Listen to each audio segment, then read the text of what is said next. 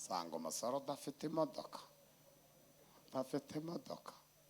Imodoka si niyo mugabo. Inzu se inzu zose se si inzu. Nje yarwambaje ngo ufite inzu se nti waguze inzu nti ndayifite narayiguze. Ngo ko wayiguze ntumbwire si ngo ko ngo bujye ufite inzu nti ndayifite. Ngo nese kutambwiye ko waguze inzu nti twebwe ntabwo bisaba kubivuga.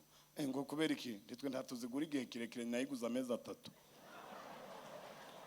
Ngo nuko yikodesha nti byose ni kimwe. Byose ni kimwe. Uwese wayiguze burundu ugize ibibazo nti wayigurishiriza.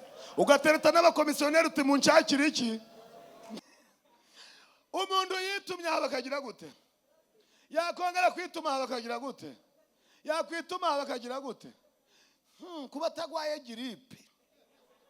Ahantu waharira ibiryo. Waharira ibiryo.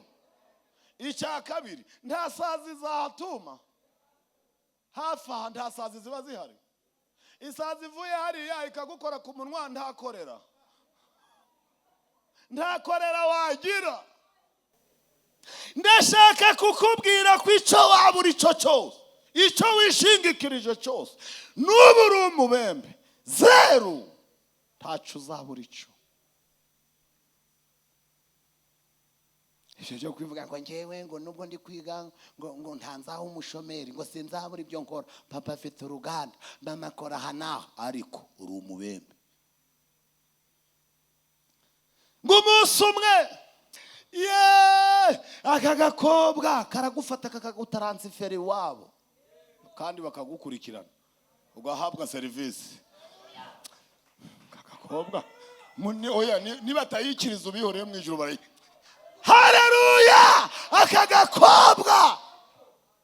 Aka gakobwa karakwitegereza, akakobwa kati wipfa ubusuri ingumi kagutaransifera muri korali.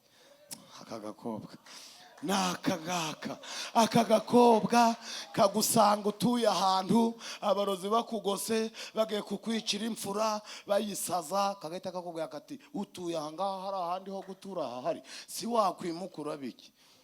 Bo muri APRC Kicukiro, muri paruwasi ya Kicukiro Sheri, nagiye ngiriramo umugisha cyane, nahuriyemo kandi na korali Sharomo n'abantu bo kwifishi b'inshuti zanje. Amen. Ndi hano kugira ngo izina ry'Uwiteka rihabwe icubahiro, kandi ndi hano ku bwanyu. Mudahari ntacyo twakora, ariko iyo muhari Imana ibihari. Rero Imana yakagombye kumanuka ubwayo ikavugana namwe, ariko yaziye muri nje. Imana ikorera mu bantu yaremye, nta muntu bishoboka ko yayibona imbona nkubone, ariko mu muntu wayo Imana ibihari. Abafite Bibiliya murambure Bibiliya dusome ijambo ry'Imana. Ntabwo ndi butinde hano, mbibutse ko nta jambo ry'Imana riba rito, nta n'umwanya uba muto wavuze mu Imana neza. Amen. Ndashaka ko tuganira ijambo ry'Imana turifashisha ibyanditswe byera, rifite teme. Ngiye kuvuga teme tugiye kuganiraho. Teme tugiye kuganiraho ni ijambo rivuga ngo ubuze kimwe. Ubuze kimwe. Ubuze kimwe. Ndabivuga mu magambo 3. Ndatangira mvuga iryo jambo rivuga ngo ubuze kimwe. Irya kabiri ndakurikizaho ijambo rivuga ngo icyo dufite. Ndasoreza ku ijambo rivuga ngo komeza icyo ufite. Amen. Ayo magambo kwa 3 uyazirikane. Ubuze kimwe, icyo dufite, komeza icyo ufite. Dusome Zaburi ya 27 ku murongo waho wa 4. Turasoma ayaho gusa. Haranditswe ngo Zaburi ya 27 ku murongo wa 4 haranditswe ngo icyo nsaba Uwiteka ni bingahe? Abantu bari gusoma ni bingahe? Subiremo. Icyo nsaba Uwiteka ni kimwe, nicyo nzaja nshaka. Amen. Ubuze kimwe. Icyo nsaba Uwiteka ni kimwe. Dusome mbabwire iki kintu umuntu wari ukibuze, mbabwire ubuzima bw'umuntu utagifite. Igitabo cya 2 cy'Abami 5 ku murongo wa 1. Igitabo cya 2 cy'Abami igice cya 5 ku murongo wa 1.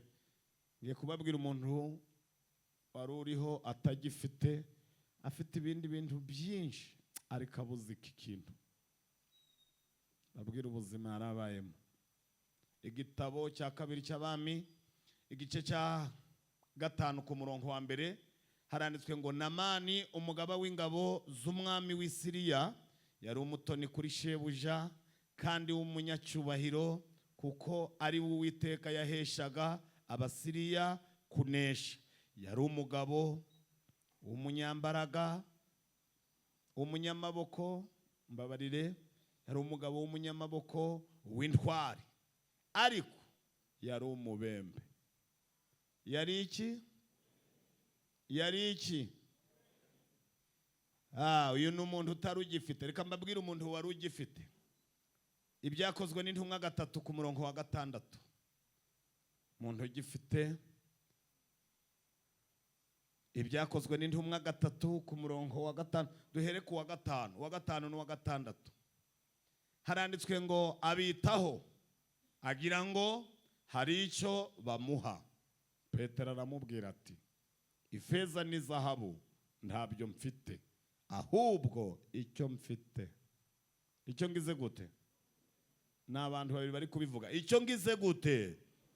Uyu muntu yari agifite. Icyo mfite ndakiguha mu izina rya Yesu Kristo w'i Nazareti, haguruka ugende. Amen. Mwakira ijambo ry'Imana. N'abantu babiri babyikirije. Mwakira ijambo ry'Imana. Nsigaje gusoma ahantu hamwe, ndasoma tugiye gusenga, ariko ndashimira Imana ko ngize umugisha wo kubona uyu mwanya.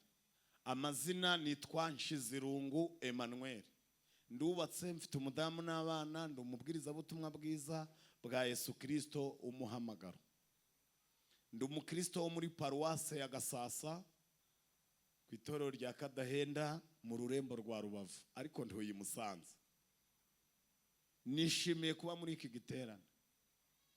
Ndashimira Imana kuri uyu mwanya yakoreye mu bayobozi ba sepu n'abitorero kugira ngo badutekerezeho natwe tuzabe bamwe mu bagabura muri iki giterane b'ijambo ry'Imana. Abantu benshi mu biterane baba bitegura bashaka kumva ibyo bashaka, ariko abahanga mu by'Imana batega amatwi kumva icyo Imana ishaka ku buzima bwabo. Amen. Batega amatwi kumva icyo Imana ishaka ku buzima bwabo. Mbwiye umuntu uri hano, ntangiye mubwira ngo ubuze kimwe. Ubuze kimwe. Ibindi byose wabigira, wabona n'ababiguha batabiguhaye. Hari ibintu umuntu aba adafite mu Rwanda akabibona muri VIP. Ukaba udafite inka ariko ukajya gufata amata ku kagari muri Shisha Kibondo. Hari igihe ugira ubwenge udafite amafaranga yo kukwishurira kaminuza, ariko Minisiteri y'Uburezi ikagira gute? Ikagufata ukaja kwiga. Ibyo ni ibintu wabona. Ariko iki kintu ngiye kukubwira ntacyo wabona muri VIP. Ntacyo wahabwa n'imiryango. Ntacyo wahabwa n'abakorege bawe. Ntacyo wahabwa n'ababyeyi. Mbibutse ko iki kintu Dawidi yavuze ngo agisabye Uwiteka. Uyu Dawidi sindi bumutindeho cyane kuko ni umuhanga, ni intwari, aritonda mu byo avuga, kandi umwuka w'Uwiteka ari kuri we. Niko umuntu waje kumusobanura imbere ya Sawuli yavuze. Sawuli yari yatanze ikizame, aravuga ngo mwabuze umuntu wagira icyo akora ngakira ko nasaze. Haza umuntu aravuga ati nabonye umusore w'umuhanga, w'intwari, w'umuririmbi, aracuranga, aritonda mu byo avuga. kandi umwuka w'Imana ari kuri we. Uyu Dawidi ni wa wundi Imana yavuze ngo mbonye umutima, mbonye umuntu ufite umutima umeze nk'uko shaka. Bivuga ngo Imana ikwitegereje ikabona urayishaka, nubwo Imana utayishakisha itoroshi nijoro, Imana utavuga ngo mundangira wiri ngo bayikwereke ngo ngiri iratambutse, ariko iyo uyishaka, umutima w'uyishaka nayo irihuta igahura nawe. Kandi muri iki giterane hari abantu bashaka Imana. Bene Kora baravuze ngo nk'uko imparakazi yahagizwa no gushaka amazi, niko imitima yacu ikwifuza ikakugirira inyota. Ikigereranyo cyo gushaka Imana, abashakashatsi basanze nta hantu ku isi washakira Imana ngo bayikurangire ngo iri hariya, ariko iyo umutima wawe uyibwiye uti mwami ndagushaka, mwami ndagushaka, utera intambwe imwe gusa yigatera 99 ikaza yiruka mu gahura. Umutima w'ushaka Imana, Imana irawumenya. Aho ndahasoje. Dawidi uyu yari umuhanga. Ntabwo Bibiliya yapfuye kumwita umuhanga gusa, yari umuhanga no mu bikorwa. Ariko umunsi umwe akora ubushakashatsi, asanga asabye inka akazibona, hari ibindi yababuze. Asabye ibindi bintu akabibona, aravuga ngo ngiye ngiye gusaba kimwe, ibindi bizagira gute? Bizizana. Ibindi bizaza bishaka icyo ngicyo. Muri iyi Zaburi yatangiye avuga ngo Uwiteka niwe mucyo wacu. Abantu bumva ni ibikabyo ari kuvuga, ariko ageze ku murongo wa 4 aravuga ngo icyo nsaba Uwiteka ni kimwe, kandi igihe muzambona ku manywa na nimugoroba, nimumbona nambaye ikoti imvura igwa, nimumbona nzamutse umusozi muremure, nimumbona nseseye mu buvumo ntari ingunzu, nimubona nifashe ukundi kuntu, ntimuzanseke, nzaba mfite icyo nshaka. Baramubaza bati se niki? Aravuga ati ntabwo ari byinshi, ndashaka ikintu kimwe gusa. Icyo nsaba Uwiteka ni kimwe, kandi nta nicyo nzaje nshaka, nicyo nzaje nshaka. Baramubaza ngo niki? Aravuga ngo icya mbere yaravuze ngo nukuba mu nzu y'Uwiteka iminsi ingana iki? Iminsi yose, nkareba ubwiza bw'Uwiteka, kitegereza urusengero rwe rwera. Iyo Bibiliya ivuga urusengero, haleluya, ntabwo ivuga izi z'amatafari. Ndagira ngo mbibutse ko hari imvugo ya Bibiliya itandukanye n'imvugo y'Abanyarwanda. Bibiliya ivuga urusengero, iruvuga mu buryo bubiri. Urusengero rwa mbere ni Yesu Kristo, umwana w'Imana niwe rusengero. Umwana w'Imana niwe rusengero. Urusengero original ni umwana w'Imana. Iyo bari kugereranya insengero, bavuga ko urusengero rwa mbere rwabayeho ntiruzabaho. Urusengero rwa mbere ni urwubatswe na Salomo. Urwubatswe nande? Ariko ngo abayuda bigeze kurwereka Yesu bati rurebe neza uduhe felicitasiyo, rurebe rwitegereze, urebe amabaraza, urebe no muri fondasiyo, urebe igisenge, urebe dari, urebe nurangiza urebe ko utaradufelicita. Yesu ngo arwitegereje arababwira ati uru muri kunyereka nta buye rizasigara rigeretse. Abandi batuwe urebye ikibambasi kimwe, bakujyane hakujya urwitegereze neza. Abereka ko ayo matafari n'amabati n'amazahabu bizashira, ariko mu byahishuriwe Yohana yabonye urusengero. Yohana abonye iki? Yohana abonye iki? Yohana abonye urusengero. Yohana abonye urusengero, abona umwana w'Imana ari we rusengero. Dawidi yavugaga ngo arashaka kureba ubwiza bw'Uwiteka akitegereza urusengero rwe. Ntabwo yavugaga iz'amatafari, yavuga ko ashaka kuzareba Yesu bahanganye amaso ku maso. Haleluya.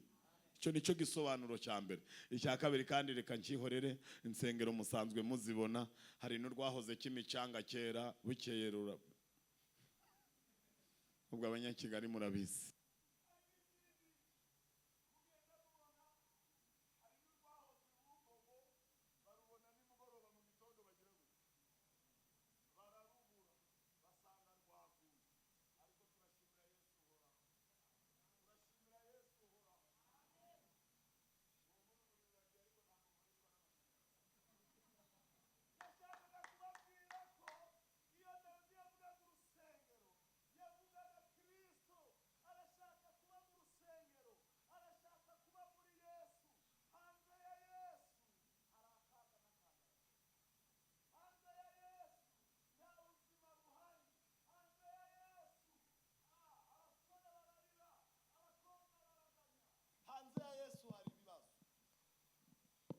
Arashaka kuba mu rusengero.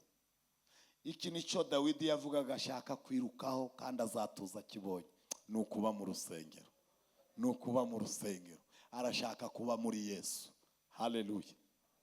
Kandi mujye mutandukanya muri Yesu no kuri Yesu. Tugira abantu baba kuri Yesu ariko bataba muri Yesu. Abantu baba kuri Yesu ariko ntibabe muri Yesu. Niba abantu uzabona bakorera ibyaha mu murimo, baba bari kuri Yesu ariko batari muri Yesu. Muri Yesu ntiwanyweramo inzoga. Muri Yesu ntushobora, muri Yesu ntushobora gukorera mwibibi, ariko kuri Yesu ku kibambasi. Ku kibambasi aho ngaho ku rukuta kuri Yesu wahikinga ukabaya. Wahikinga mukahakorera ibibi ariko mo ndani. Iyo ndi muri Yesu ndanezererwa. Iyo ndi muri Yesu. Iyo ndi muri mo ndani ya Yesu. Muri Yesu. Mu rusengero. Atari ku rusengero. Haleluya. Iki nicyo yavugaga. Reka nkiveho ndagisoje. Reka mvuge umugabo hano. Haleluya. Tugira abantu bazi ko bafite ibyo bafite, bazi ko bari n'icyo bari cyo, ariko reka nkubwire, nusanga iki kintu utagifite uhita umenya ko icyo waba uri cyo cyose ntacyo uri cyo. Mu gitabo cya kabiri cy'Abami igice cya 5 ku murongo waho wa mbere havuga inkuru y'umugabo wahiriwe mu by'isi, akazamurwa mu ntera mu myanya, agahembwa menshi, agakomerera mu gihugu gikungahaye cyitwa Siriya. Bibutse ko Siriya ya kera uretse na kera n'iy'ubu ntiyoroshe. Siriya yahoze ikomeye, kandi babwira yuko Siriya Isirayeli itayishoboraga na kera. Ikintu cyatumaga Isirayeli ishobora Siriya kwari ukubibanye n'Imana neza. Kwari ukubibanye n'Imana neza. Reka mbabwire mu muco, mu migani y'Abanyarwanda, nubwo tutayifashisha cyane iya Salomo irahagije, ariko reka mvuge mu umwe. Mu migani ya Kinyarwanda baravuga ngo nta urwara ngo arwane, ariko muri Siriya n'urwaye yararwanaga kandi akagira gute. None niba umuntu urwaye muri Siriya rwarakanesha, utarwaye bimeze bite? Musubize ndi kwihuta ndataha kure. Kugira ngo mumanze mwumve uko Siriya ihagaze. Namani yararwaye ibibembe, ariko bakamuha icombo na jomeri na pistori, akagaba urugamba kandi agatahana intsinzi agize gute? Arwaye. Arwaye akazana intsinzi. Arwaye akazana intsinzi. Mu gihe muri Isirayeli abarwaye ibibembe bari muri puberi inyuma y'umurwa. muri Isirayeli urwaye ibibembe ari hanze y'umurwa, niyo babakingiraniye ibibembe bine. Muzabisoma mu gitabo cya kabiri cy'Abami igice cya 7 ku murongo wa 3 haravuga ngo ubwo hari ibibembe nyuma y'umurwa. Uwagwaraga ibibembe ntiyageraga aho abandi bari, ariko muri Siriya urwaye ibibembe niwe wapangaga kuri forini. Habwe ati mwese mbabone mutonze umurongo tugaye kwataka, kandi agize gute ntibahweme no kumuzamura mu ntera, kandi agize gute. Ntago muri kunyumva kandi mwe mfite ikintu nshaka kubabwira. Bakamuzamura mu ntera agize gute, bakamwongera umushahara agize gute, akambara ikositimu agize gute, agatwara imodoka agize gute. Neza cya arwaye. Ariko reka mbabwire, niba hari ibintu bitari bifite icyo bimumariye, n'ibyo bintu byose ahabwa, ariko agize gute, arwaye. Hari ibintu bidafite icyo bimaze, hari ibintu bidafite icyo bimaze. Kugenekereza gusa, ko mutari kunyumva ngo nkababwire, kugenekereza by'agateganyo, kugukiza by'agateganyo, ni ugushaka itungo ritagira inenge, bakaritongera mu gahanga karyo, nawe ugahagararaho imbere, bakareba ko nta kibazo rifite, bakaribaga, bagakuramo inyama, bagashira ku nkwi, bagakozamo umuriro, umwotsi wazamuka, batigenda ariko ntabwo bivuyeho, biratwikiriwe. Ntabwo munyumvisha, ariko ntabwo bivuyeho, bigize gute. Ibyaha kera mu isezerano rya kera ntabwo bigeze biva ku muntu, ariko byagira gute, byaratwikirwa. Ndagira ngo mbabwire,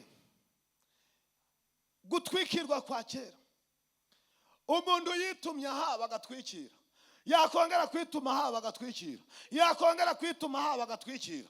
Abantu bafite amazuru mazima hafi aha nta rundu ruhari. Ariko mumfashe mujye museka mwumva, jewe se ndi umukomedi. Umuntu yitumye aha bakagira gute, yakongera kwituma aha bakagira gute, yakwituma aha bakagira gute. Kuba atagwaye giripe, ahantu waharira ibiryo, icya kabiri nta sazi zahatuma, hafi aha nta sazi ziba zihari. Isazi ivuye hariya ikagukora ku munwa, ntakorera wagira. Murakoze cyane. Niyo mpamvu Dawidi yanditse muri Zaburi ya 32 aravuga ngo hahirwa umuntu wababariwe ibicumuro bye, ibyaha bye bikagira gute, bigatwikirwa. Ryo ni ijambo ryo mu isezerano rya kera. Ariko reka mbabwire, yashakaga kuvuga ko aherutse kubabarirwa ibyaha byo kwica Uriya no gusambanya umugore we. Ariko reka mbabwire, nta mwanya muremure mfite ngo mbabwire isazi zavuye ku mwanda we zikaja ku mwana we w'imfura witwa Munoni, zikamuteza korera, noneho isumbi ya se.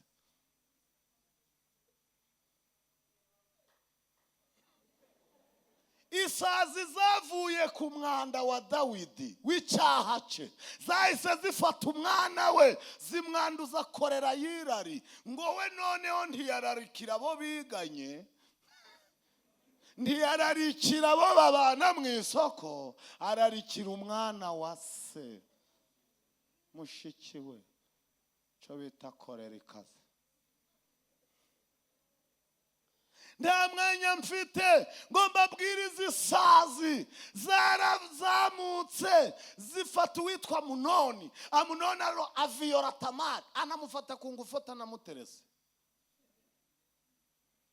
aramuviyora, mwicira ubukwe. Dawidi nawe kwambara ingofero n'inkoni biranga. Izi sazi nzikubwira ukuntu zatuma siko atambara ingofero. Uzi ukuntu ingofero mu matente ibera umubyeyi.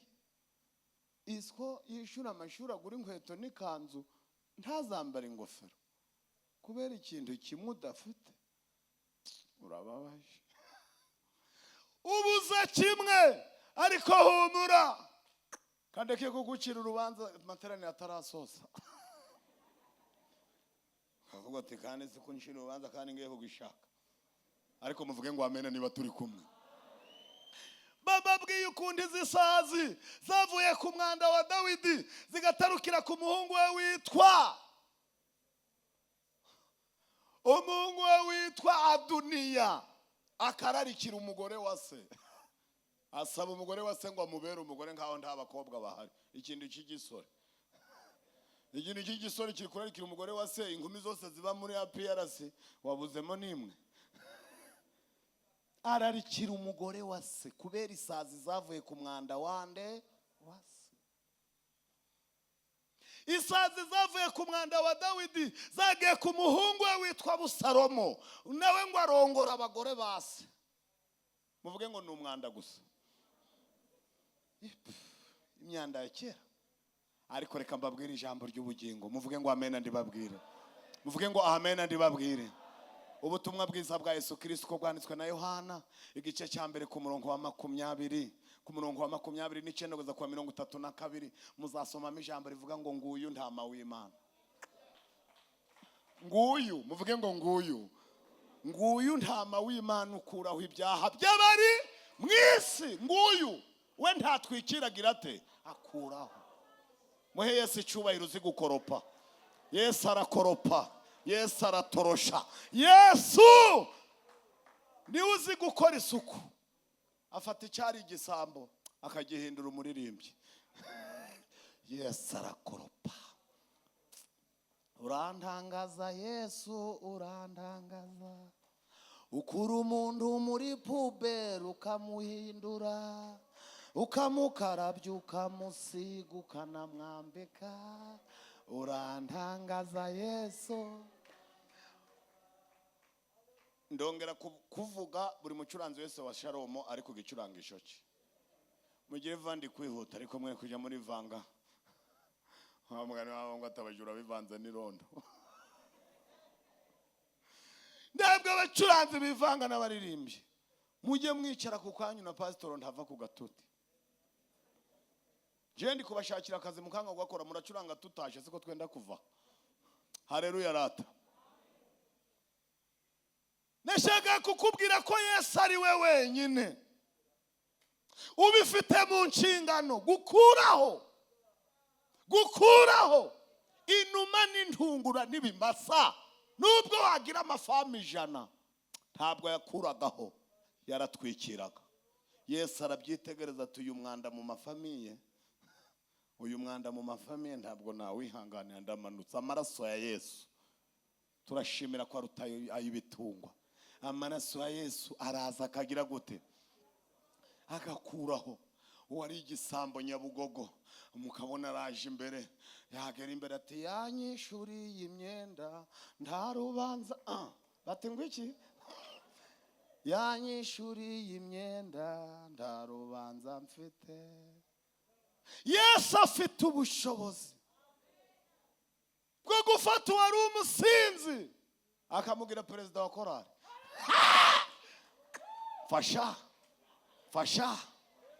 Fasha umwambo ubonye nyiraho. Pawulo aravuze ngo natwe yaratuzuye abari bapfuye tuzize ibicumuro byacu. Namwe yarabazuye muhumure. Mwebwe abari bapfuye abo yazuye mugire gucya. Abo yakijije ni muririmbe munezerewe, muririmbe n'amajwi arenga.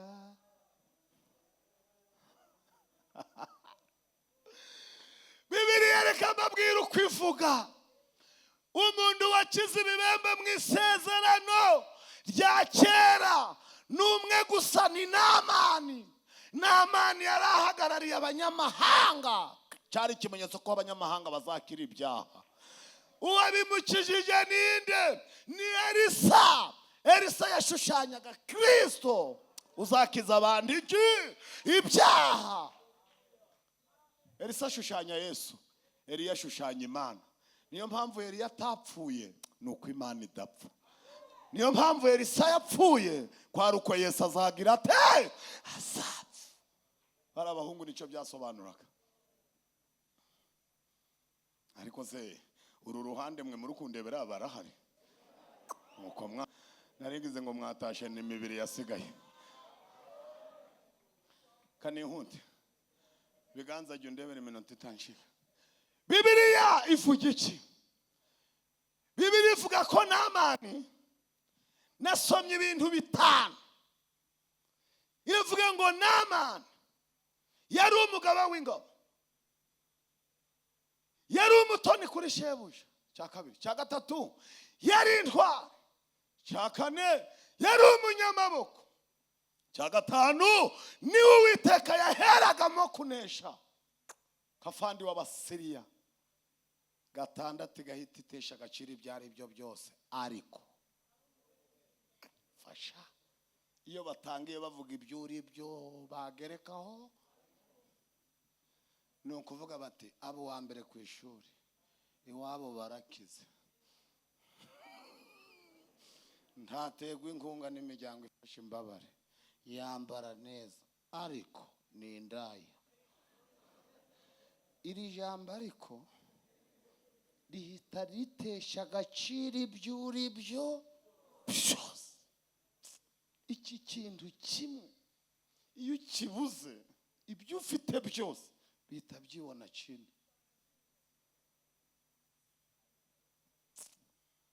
Agira amanota meza, afite uburanga, afite n'inyinya,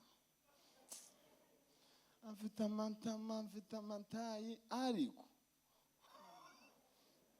arara mu kabari. Wese ubwo bimaze iki ibyo wahereyeho se uvuga? Azi gusokoza,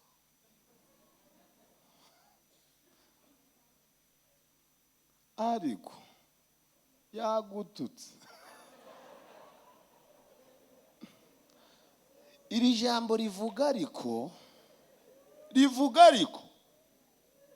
agenda mu kimodoka gihenze, afite na etaje, afite n'ifamu, afite n'uruganda, ariko yajyamanye n'umukozi zero, ahemba menshi, azamura mu ntera vuba, ariko ntiyaguha akazi utamuhaye ruswa y'igitsina. Undi agahita avuga ati aho ntanahakora nashobora ngakomeza ngaba umushomeri. Mbese ntuzemere kuba mu buzima bakuvuga amateka basoze bavuga ngo ariko. Ibyo bintu icyo kiremo cyitwa ariko ntibakakigutereho. Yari umugaba w'ingabo, yari intwari, yari ariko yari umubembe. Kandi mbibutse ko kuba ari umubembe bitesheje agaciro ibyo ari byo byose. Bitesheje agaciro ibyo ari byo byose. Afite amaso nk'ay'inyana iri mu ruhongore, afite amenyo yera nk'ubwoya bw'intama, afite umutwe umeze nk'umunara wa Dawidi, afite amaso nk'amazi yo kwiteke, ariko ararogaga n'umurozi, bikaba birarangiye. None nahagarara hano nkarinda mpava ikiwacu kitajemo. Kare twebwe se mwivugire ngo amen. Ndashaka kukubwira ko icyo waba uri cyo cyose, icyo wishingikirije cyose, n'ubu uri umubembe zero, ntacyo uzaba uri cyo. Icyo cyo kwivuga ngo njyewe ngo nubwo ndi kwiga ngo ntanzaho umushomeri, ngo sinzabura ibyo nkora, papa afite uruganda, mama akora hanaho, ariko uri umubembe. Ngo umunsi umwe Imana imfashe nihute. Namani ngo agaba urugamba mu ijuru, baramureba basanga ibyo ari byo byose ari byo, ariko yaraboze, agenda yaraboze. Ibibembe ukuntu binuka. Umuntu urwaye ibibembe nubwo yaba yambaye yafunze nko mujanja witi, ariko uruntu hano hanyuze nuguhora yiparufa ariko bikananga. Waparufa wese ko byagenda kose, wese ntiwayiparufa uko byagenda kose. Iki nuko kiraruta impumuro wisize. Umunsi umwe ngo mu ijuru bamutekerezaho. Mwavuga ngo mu ijuru bamutekerezaho. Hari igihe mu ijuru batekereza ku muntu, bagashora urushoro rukomeye, bagaterura ibyuma bingana bica, bagateka ibiryo bingana na biriya, bagashaka abantu bangana naba, bagakura umuntu iriya hose. Mu ijuru bashaka umuntu umwe. Mu ijuru ari umuntu umwe bagize gute? Komana ndagushima kudasuzugura umuntu. Imana izi guha agaciro umuntu, izi guha agaciro umuntu. Dore iki giterane gishobora kubaho mu ijuru bashaka umuntu, nawe akazabazanira abandi. Ndashimira Imana nakirijwe mu giterane nk'iki ndi umuntu umwe, abandi bose basuzuguye ijambo ry'Imana baranga, ariko ndagenda ndapfukama. Umuntu yari yigishije ijambo rivuga ngo Yesu ni byose kumufite, mpita nkora urutonde rw'ibintu ndafite, ndavuga nti mumumpe ubwo ari byose, sinzasubira ku isoko. Ariko ndamushimira kuko namwakiriye, ariko wambereye byose. Yesu wambereye byose. Mama Dani, turajya tugahaga tukanywa, kuko ari wowe ribagiza rituma, kuko ari wowe ribawe, kuko ari wowe ribagiza, kuko ari wowe ribagiza ritumara inyota. Kubw'ibyo ntabwo tuzakuvaho. Oya, aba muri ubu buzima ndetse no ubu mwami waba utinze kugaruka, cyangwa se ugaruka, ntabwo tuzakuvaho. Oya we, aba muri ubu buzima, ndetse no mu buri mbere. Haleluya!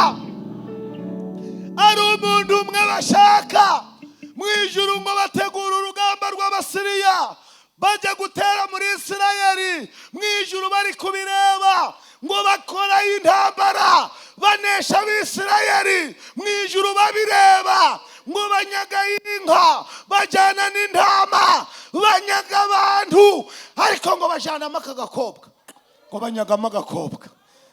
Ayi ngo murarakara, nari ngiye kubabwira aka gakobwa we wenda, ariko nsorezaho. Muvuge ngo amena ngasoreza aka gakobwa. Muvuge ngo agakobwa.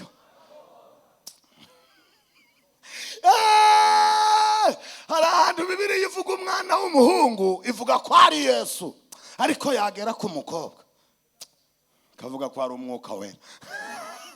Aka gakobwa rero ngo barakanyaga, ngo bashora ati we mugende imigeri ku kibuno, mwihute mufatana amatwi, buri muntu afata ugutwi kwa mugenzi we. Baragenda n'agakobwa karimo nubwo ari akavuye, ariko harimo iki? Agakobwa. Ngo bageze iyo baragera bati mwese hasi, barakubita ngo ariko Namani nk'umufanda aravuga ati mwihondagura abantu mwemuretse, ati mumkuriremo kariya agakobwa, ati mukazane. Ngo bakuramo agakobwa, aravuga ati aka ko ndimo gakubite, karaja gateka, madamu ye avuye ku kazi yananiwe, aka karaja kakoropa mu rugo, aka gakobwa karaja gaheka umwana wo mu rugo, teka icyayi mu gitondo, aka Gahita akajyana, niba ari kugashira muri vewiti, niba ari kugashira ku farashi, niba ari kuntu akajyana iwe mu rugo. Agakobwa ngo kageze mu rugo, kageze hehe ngo gatangira gukontorora urugo rwose. Agakobwa agaki, ariko se mwavuga ngo amena akababwira akagakobwa, ariko mwebwe abantu mudafite akagakobwa mu rugo muri bazima. Akagakobwa mureke nkavuge, agakobwa kuva uwo munsi ntiyongeye kujya ibiryo bidasengeye, kuko akagakobwa kabisengeraga kakibira, kagihata ibirayi kahitaga gasenga, gashiraho amazi ya kawunga kahitaga gasengera amazi n'ifu. Akagakobwa kuva uwo munsi, akagakobwa iyo gafite mu rugo ntiwavugana nabi na madamu, kari mu rugo muba mupfuye iki ko ibintu ari akagakobwa kabikora. Mwapfika isa akagakobwa gahari, dore uko bari kundeba. Akagakobwa iyo kari iwawe niyo akagira muri geto, ko ntabwo ko batenda kugufunga ngo ujyamanaga nako si akase, aka nta bibazo gateza. Akagakobwa akagakobwa ngo kaba mu rugo, kagatorosha, kagakoropa, kagateka icyayi, kakajyana umwana ku ishuri, kakagaruka. Akagakobwa ariko ngo kagira ibyo kamenya abantu batangiza icyo bakora. Akagakobwa rero niko gatanga amakuru kandi kohereza abantu, niko gatanga taransiferi. Ntago munyumve se, kanisoreza nitahire. Akagakobwa akagakobwa karagufata kakagutaransiferi wabo kandi bakagukurikirana ugahabwa serivisi. Akagakobwa oya niba atayikiriza ubihoreye mu ijuru bari haleluya. Akagakobwa karakwitegereza, akagakobwa kati wipfubusa uri ingumi, kagutaransifera muri korali. Akagakobwa nakagaka, akagakobwa kagusanga utuye ahantu abarozi bakugose bagiye kukwicira imfura bayisaza, kagahita kakubwira kati utuye ahangaha, hari ahandi ho gutura hahari, si wakwimukura biki. Akagakobwa kagiye kaburira abantu kati wikomeza kuba muri ayo manegeka, hari aho watura heza. Akagakobwa kaba karaje kabwira nyirabuja kati mabuja we ni kuri bosi yabaye. Nyirabuja ati kuhese sikora ukwirizwa, niko abantu birahijya muba. Agakobwa katari ko mabuja mwabikoze iki? Nyirabuja ati sibiki. Ayiwe nano ariko si kuki atagiye muri Isirayeli?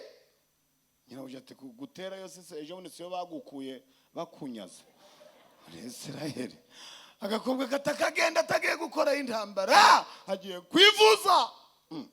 Nyirabuja ati yivuza igeze, abonye akorora, abonye acumbagira, abonye aruka, abonye adiyara. Agakobwa katari ko winjijisha, nzi ibyo utazi kandi n'ibyo uzi ndabizi, turashimira umwuka azi byose. Agakobwa kati kandi mabuja urukunganga kandi nawe wabibonamo inyungu, witwaye neza. Nyirabuja ati bihe? Atekoma ati n'amaso gusa asigaye n'amenyo. Nyirabuja ati ariko se nibiki ufite, nibe bibazo? Agakobwa kati no mu mugongo kuko no kukibuno. Nyirabuja ati mva nkubwire, niba ari ibi byakuzanye usigaye urungurukira mu dirisha ryo muri dushe. Agakobwa kati mabuja ndi umukristo sinarunguruka ahubwo ndareba. Warebye ute? Kwiyo tugiye kuryama tuzamuka muri etaje hejuru, weho ukarara hijya muri geto, hijya hamwe n'akazu k'umuzamu, wabibonye ute? Umwuka si wamwihisha. Niyo wamubwira uti muri jaride yarara marika akakubona. Umwuka areba aho utabona, amenya ibyo utamenya, ahishura ibihishwe. Aravuga ati mabuja winjijije, databuja jewe nubwo naciye kure ngo ndeke kuremera, mbise ntobora icyamba. Akamenya ko hano hakujya muri Isirayeli naha hakujya, hakujya hari umuntu w'Imana n'ukuri yamukiza ibibembe. nyirabuja ati biki ibibembe wayibonye utati sinirirwa mpengereza ndabizi muntunze mutanzi ariko hamwe urugo mpafite akazi ngewe mbikubwira ubimumbwirire gusa. Nyirabuja ngo araza ati boss ati kagakobwa wazanye kavuze ko hano hakujya hari umuti n'amana ati ndabeshe Israel twarayiteye ibitaro byose tubigeramo harimo paracetamol harimo nta muti bibembe no mu Buhindi nagiyeyo na hehe nagiyeyo aho se niho umuturi reka babwire utazi umutawunyaho niko kera bavugaga kera abantu bitumaga mu bihuru za pose taraza taruko bari kunde za pose taraza abantu bashaka kwituma hepfo mu masakada ukituma ku byatsi bwaca mu gitondo wagwara bakavuga ngo ari byo uza guca wivura ugasanga wawitumyeho kubera ko utahumenya yo kansoza birangira n'amani ariko kuko arwaye asanga muri Israel yaherutse kuhatera ahirika ibintu abomora ibintu ntiyamenya ko ariho azakirira. Ubu tugira abantu basuzugura amateraniro ntibamenye ko arimwo bazagira gute azakirira ku buryo bigorora mu gitondo ngo mbega isubi garame ugiye ngo ngiye gusenga ngo ubusenge ndirirwa ngo ndinda mpfe kujayo ngo reka mpfe kugira gute ariko gupfa kuza byo twamuretse araza ariko ntapfe gutaha. Gupfa kujayo ho uzapfe kujayo ariko nugerayo tuzapfe kuvayo kuko barokora benshi twakijijwe twapfuye kujayo kavuga uti kamfe kuja kureba Shalom wagerayo bati none biragenda gututi mu nyandiki twese twagiye tuza tuje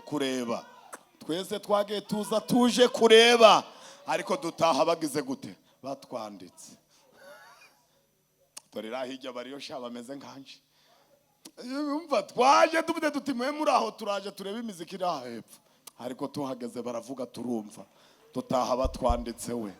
Imana ishimwe dore ndi kubona abantu bapfuye kuza ariko uyu munsi ntabwo barapfa gutaha.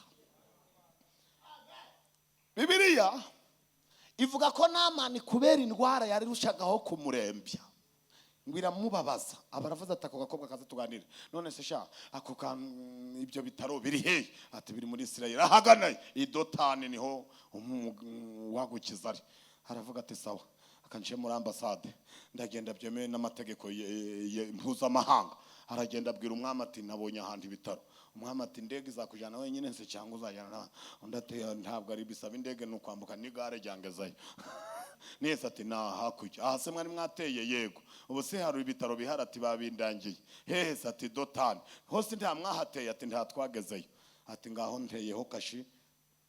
Abantu rero barubahana mu bantu bubahana n'abami abakuru b'ibihugu barubahana nubwo ibihugu byaba biri kugwana abami bahurira ku meza abami barubahana ntiwenda kubona abami bagwana reka nubwo ibihugu byaba biri kugwana mu biganiro usanga intebe zigize gute zerekeranye bari mu nama ntabwo benda gutungana intoki reka baravuga bati turebe ukuntu tubigira. Siriya yagwanaga na Isirayeli ariko bigeze kuri Namani ngo umwami wa Siriya atera kashi bahitijanira umwami arabyibahiriza ayigejeje atakira dore mfite icyemezo umwami wa Isirayeli ngo akirebyeho nawe ntiyaraheruka gusenga ngo ashishimura imyenda aravuga ati nuko dutata mu banga mushaka kutwica nababonye ariko ngo Elisa arabimenye abwira umwami wa Isirayeli ati wishishimura iyo kanzu mureka nsange murekagire gute nsange. Ariko Namani nawe yari yayobye yagiye gushakira Imana mu biro bikomeye bibutse ko Imana ishaka ntuca ku kagari Imana ishaka ntuca ku murenge hewe no mu biro by'umujyi wa Kigali ntabwo uhasanga umuyobozi meya w'umujyi ariko ishaka Imana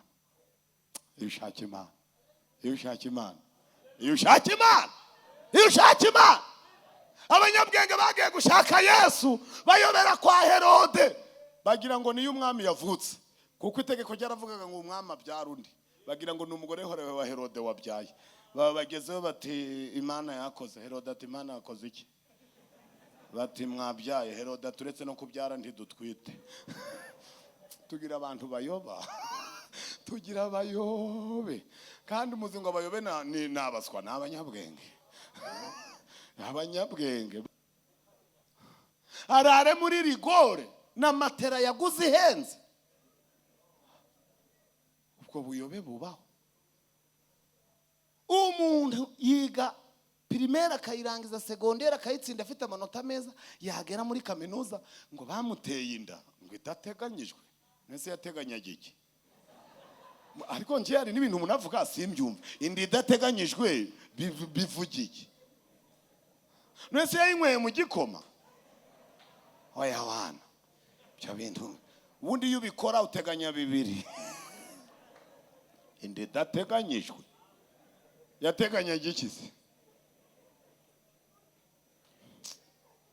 Muramponda sinoga simbyumva. Inda idateganyijwe n'umuyaga wayizanye. Cyo nkundira Imana nayo ngiyo ntibayikuramo ngo ivemo, yihisha mu nguni. Yihisha ahantu ku buryo uzaja muri maternité tukareba ukuntu uragaruka muri APRS. Cyo ni ikimenyetso cyo kumwara. Cyo bizakubwira ko wayobye. Uyobe uri umunyabwenge. Warabonye buruse. Baguhanye buruse ubwo bujiji. Ugusebya abaguhaye amanota. Ubuze kimwe ibindi urabifite. Cyo bizakubwira ko wayobye. Uyobe uri umunyabwenge. Warabonye buruse. Baguhanye buruse ubwo bujiji. Ugusebya abaguhaye amanota. Ubuze kimwe ibindi urabifite. Ke gusoza. Koko utinyuke n'amashuri ufite n'amanota ufite na burusi wahawe n'ifaranga bagushyirira kuri konte buje guca ngo ugwaye umutezi wawukuye heze. Wasambana gatatu mu cyumweru wabura umutezi wabura na mburugo. Ntago uzakora ubukwe bwahe n'abatari weho. Ntago bivamo. Uburi kintu kimwe ibyuzi byose bigahita bita sebye umuryango bene ako kageni.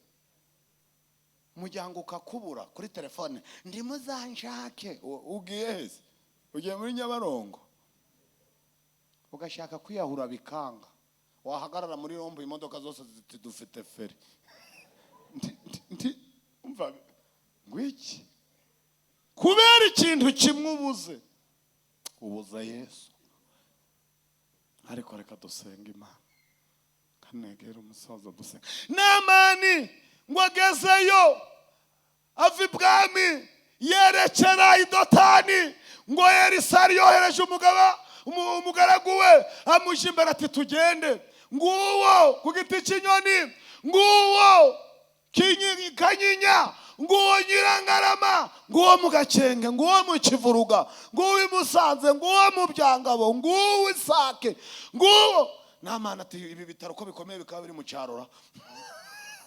Ati ibi bitaro ko bikomeye bikaba biri mu cyaro, iyi leta kuki itabisize mu mujyi ukomeye. Ngabo ngo bagiye kugera kwa Elisa. Namana akabaza umugaragu wa Elisa ati niko sha ibyapa biri he bigaragaza aho ibitaro biri. Byapa biri mbona baragiye baparitse ku kazu k'ibyatsi ngo bo batihagarara. Ati parking iri bahe? Gihaza ati parking ise niki? Ati ariko se hano uri umuganga uri umutaravayeri. Gihaza ati byo bigambiro kuvuga nibyo hakujya wanyuzwe nditubizi. Namana ati sawa ati ngaho muveho abeskote babavuyeho mu gusimbuka. Namana ati ngaho genda ubwire dogiteri rero umubwire ko umugwayi uje ari umugwayi ukomeye. Umugwayi ukomeye. Umugwayi ukomeye sabaho. Umugwayi se ukomeye abaho. Abaho se. Mubwire kutari nk'abagwayi ba mitiweri. Harege wa mitiweri akira waramagapfa. Byose mu bitaro barabikangisha. Mu bitaro wari wabona umugore aje mu modoka ihenze ndikamwica uwo bazanye kuri twa tundi bahetse ku rutugu akabyara impanga. Ibibera mu bitaro se, ibibera mu bitaro urabizi. Dore perezida arafashijwe. Ibibera mu bitaro murabizi, muzabaza babaye mu bitaro. Umugore akaza nta gishora azanye, nta n'igisurubeti cy'umwana, undi akaza kurura urukapu nk'uvuye ibadorite. Akurura urukapu mukabona hisa byara umwana ugize gute upfuye. Uwaje nta n'igisurubeti akaba arabyaye. Ibibera mu bitaro se murabizi. Mu bitaro ibiberamo mujye muceceka. Mugwayi ukomeye ntabaho. Iyo warwaye ubugize gute? Twigeze kugira umuntu yari atwite tuti se nuje ku bitaro zatubwiye tuzakuzanira igikoma. Nge nabyarira inaha tuzabyara ngo kwa Kanimba Kigali. Kubera iki si wabyarira hepfo? Ngo haba umwanda, ngo hepfo nta serivisi bagira, ngo ibitanda se ngo bitameze neza, ngo nahabyarira. Tuti n'ifaranga riri kukongoza. Hashize iminsi ko kwabagiye kwa Kanimba Kigali arabyara. Haze iminsi baramusezerera araza. Muri iyo minsi rwa ruhinja ruhita rurwara.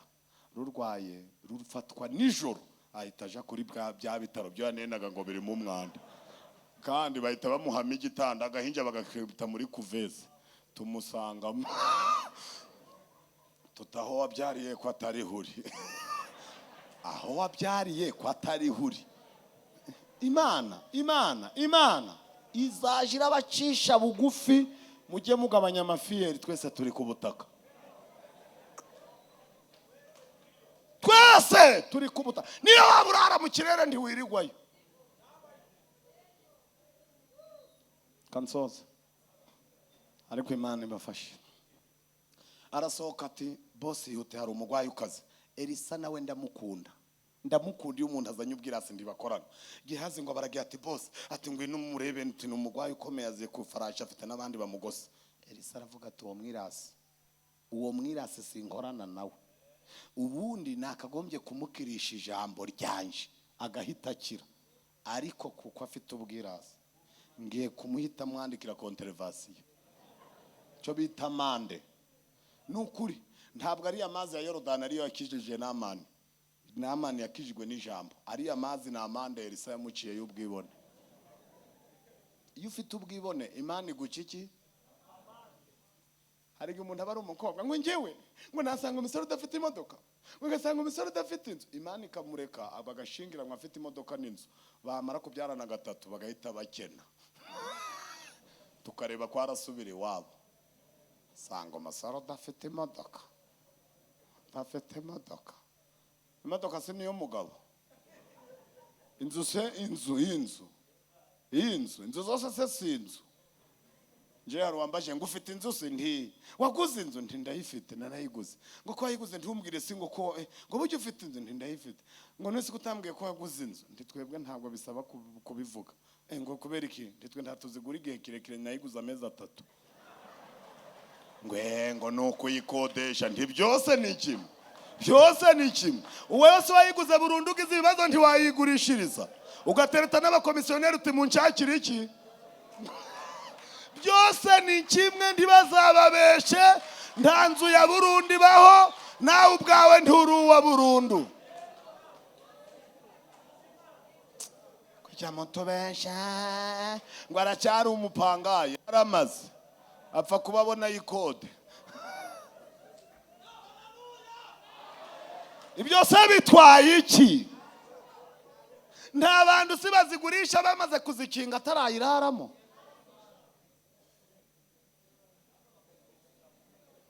Agishiramwe amakara ikibazo ngo pa bakaba barayigurishije ayijyamye mu cyumweru. Ubuze ndabarutwa n'umupangayi wishyuye umwaka.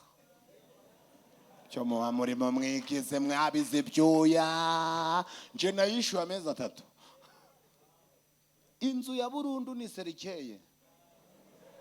Niyujamo ntuvemo.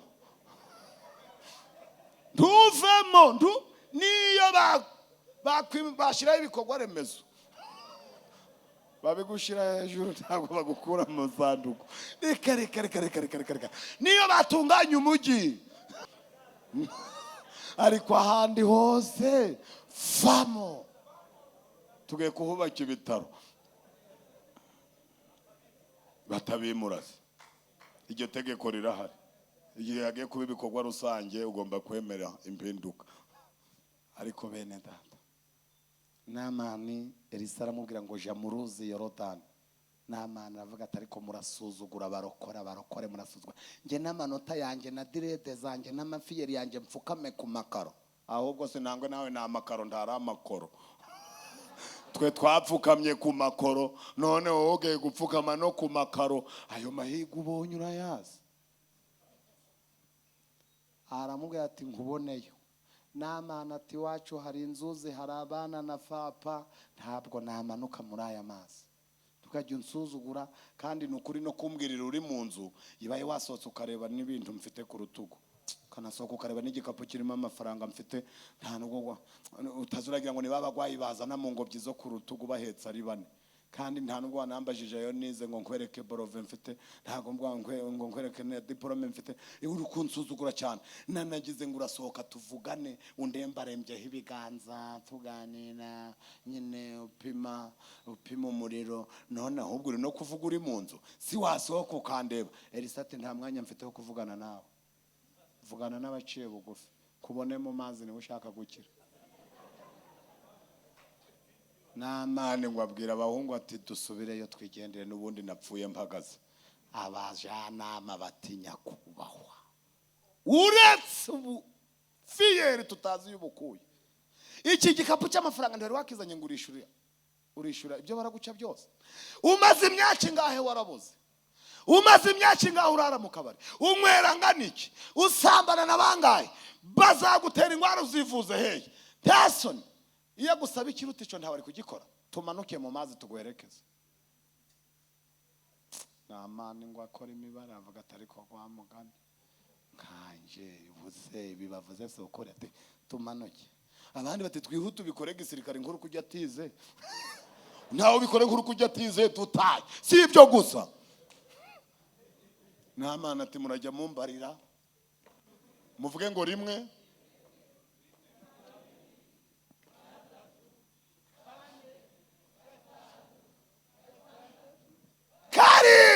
karindwi ngo yarazamutse abona umubiri ubaye nk'uruhinja. Arazamuka ati mumvugire ngo Imana, mumvugire ngo Imana, nimumvugire ngo Imana, nimumvugire ngo Imana. Ngo yahise aza imbere ya Elisa aravuga tuhereye none menye yuko uri umuntu w'Imana. Nta yindi Mana iriho mu isi yose nk'Imana ya Isirayeli. Menye ko muri Isirayeli hari Imana. Muvuge ngo nico dushaka ko abantu bamenya. Turashaka ko bimenyekana ko ari wowe Mana. Turashaka ko bimenyekana kushobora byose, ariko n'amashini hayo ko ari wowe Mana. Yego ayi turashaka ko bimenyekana ko ari wowe Mana. Turashaka ko bimenyekana ko ari wowe Mana. Uyu munsi ko ari wowe Mana muri iki kigo. Ayi turashaka ko bimenyekana ko ushobora byose. Turashaka ko bimenyekana ko ari wowe Mana. Muri PRC turashaka ko bimenyekana. Yego ayi turashaka ko bimenyekana ko waduhamagaye. Turashaka ko bimenyekana ko wadutabaye. Ariko murabishaka shimwa. Haleluya. Mukomeze muhagarare biramenyekanye. Byaramenyekanye, byaramenyekanye. Byaramenyekanye. Namani asubira iwabo akize, agenda yamamaza Imana ya Isirayeli. haleluya. Uyu munsi bimenyekane,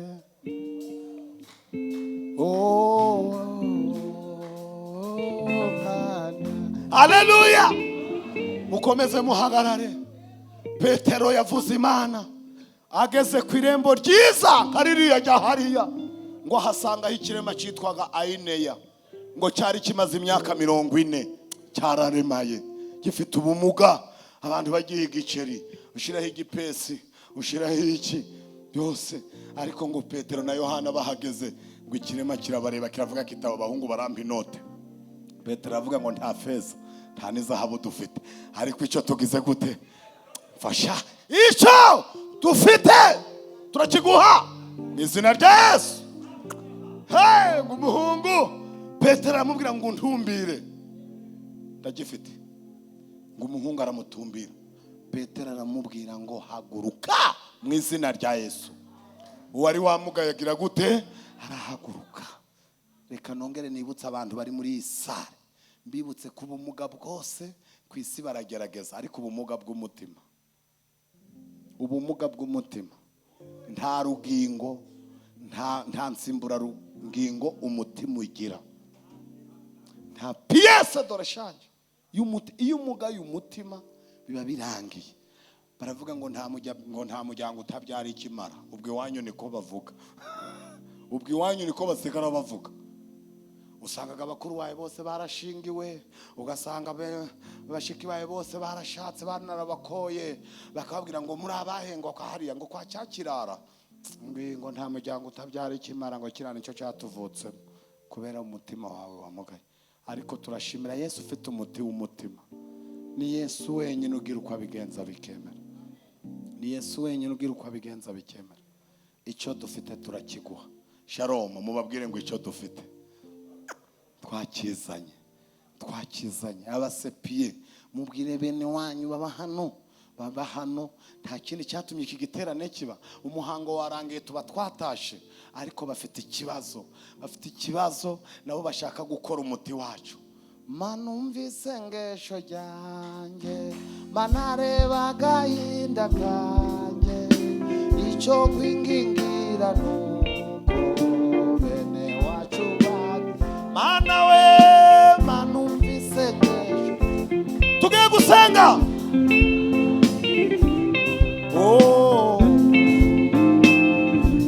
Bene wacu manumvise ngesho y'uyu mugoroba, icyo kwingingira nuko bene wacu. Turashaka ko bene wacu bakizwa. Niba ari ibintu biteye isoni, nuko uvukana n'umuntu ukumva ngo bamufungiye mu nzererezi, bamufungiye mu nzererezi. Ibintu bitera isoni. Kuvuga umuntu yiga anywa itabi, ku gifuniko cy'itabi handitse ngo yica nabi. Azi gusoma ku gifuniko handitse ko yica nabi, nawe ati mpereza imiti y'intore. Wagura n'urupfu, wabona ruza ariko ntiwagwishura. Imana ibeze cyane. Ariko ndagira ngo tubasengere. Iki ngiki kimwe nta kindi, nagakiza Yesu atanga ku buntu. Niba hari ibintu biteye isoni, ni ukuba ikintu ari ubuntu kandi ugikeneye ntukibone, ukaba utagifite. Ikintu ni ubuntu kandi uragikeneye, ariko ukaba ntugifate. Kubaho udafite agakiza ni ngo kububana n'ubwandu, ntufate imiti, kandi imiti ari ubuntu. Leta ikavuga iti ku bigo nderabuzima byose imiti igize gute, irahari. N'abari kujya mu mashyirahamwe bari kubaha n'ihene. None wowe ugiye gupfa, jya gufata imiti. Ibibazo ufite ni agakiza udafite. Yesu yagatangiye iki? Ubuntu. Uvuga ute ko udafite agakiza Yesu atanga agakiza? Ndagira ngo dusenge Imana. Mumbabarire mwese, muhombeke amaso. guhombeka amaso ntabivuga guhuma, kandi nuhuma uhuma ufashe ku shakoshi yawe, ntabwo bari hano bose babatijwe. Icyo nshaka kubabwira nuko nshaka gusengera, ngiye kubereka abantu bakeneye Yesu bari hano, bakeneye Yesu kandi na Yesu abakeneye. Uyu munsi bagiye guhura. Umuntu uri kumva ibyo tuvuge hano byose, harimo ibye atapfusha ubusa, kavuga ati nge Mana nibaze gukuntu nzakubona, ariko Yesu uyu munsi ndakubonye, nanjye mpagakiza mere nk'abandi, nanjye mpagakiza ndirimbe, mpagakiza nge mvuga ko nakwakiriye nk'umwami n'umukiza. Nta kindi bigusaba gusa ni ikiganza. Gira ikiganza gutya, uwemeye ko nta mbaraga afite mu rugamba azamura ikiganza. Kandi mu mategeko yose y'isi yo mu ntambara, iyo uzamuye amaboko ntabwo bakwica, nubwo urugamba rwaba rukomeye. Zamura ikiganza uvuga uti Yesu ndagushaka, ndagukeneye Yesu. Zamura ikiganza tugusengere. Izamurire mushiki wanjye, sha umeze nkanje nubwo yaba ari weho gusa. Tovanse bado na kontra de refase. Ndagushimye mwami wanjye. Babaye batatu, yo babaye bane we, ariko wese ibi byuma ntabwo aviriyemo. Zamura nawe ikiganza, zamura bwira Yesu uti nanjye ndagushaka Yesu. Mushiki wanjye we yapfukamye iriya ku muryango, ariko ukeneye Yesu. Zamura nawe ikiganza, emerera Yesu ari kugushaka. Zamura ikiganza uvuga uti Yesu